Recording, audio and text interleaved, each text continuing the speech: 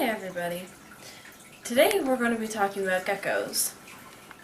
The kind that I have and breed are leopard geckos. This is Isabel.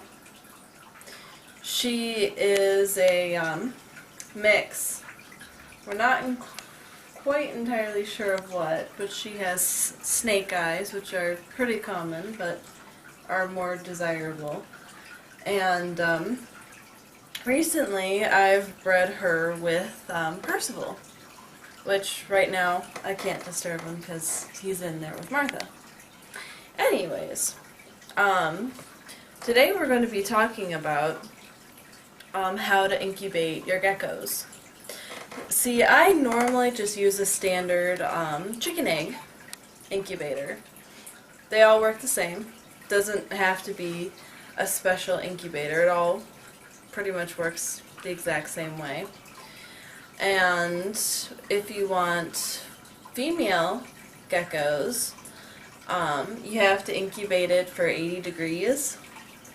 And if you want male geckos, since they are quite like alligators and crocodiles when it comes to temperature, you can control their genders.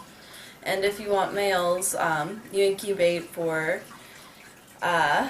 at 90 and you'll get males.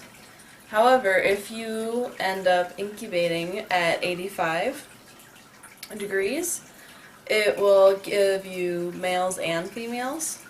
The only problem that I have run with that is when you have what they call cool males or hot females, because it's incubated for a mix.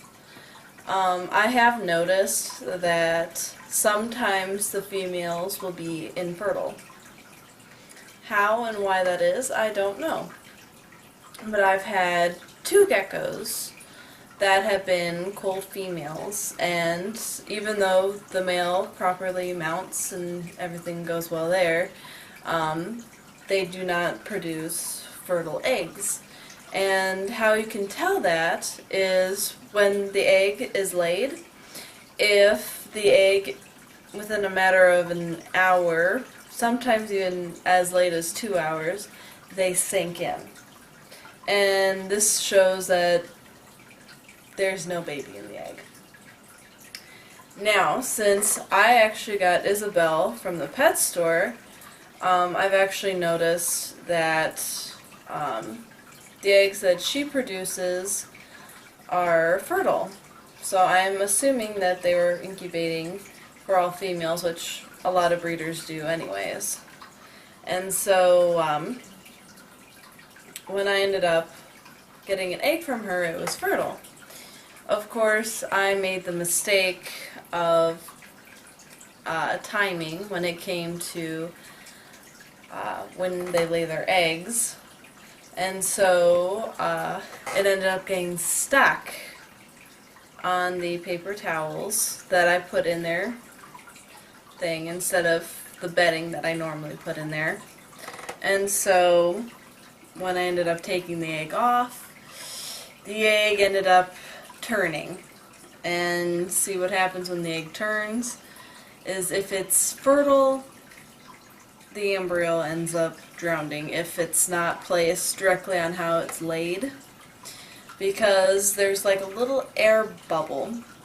So when it's laid, the air bubble is at the surface and the embryo is at the bottom part of the egg. And so if you turn it and the embryo is used to it being in a certain section from being in the mama gecko, they end up drowning. And therefore the fertile egg is then pretty much destroyed. So unfortunately I had to throw it away, and since I didn't know I was doing a gecko video, I would have shown you what it looked like. But that is a little tip on geckos. If you want females, incubate for 80. If you want males, incubate for 90. If you want a mixture of both, they'll guarantee that they'll end up mating are 50-50. Sometimes they can, sometimes they won't. And when they lay eggs, if they sink in, then they are not fertile at all, and they're just eggs that the female ended up laying.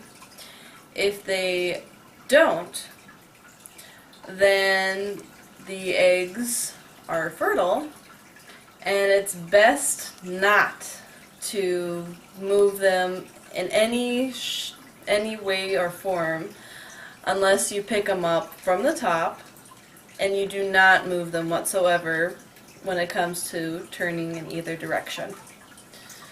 And that's the end of this video. I hope you guys enjoyed. Bye!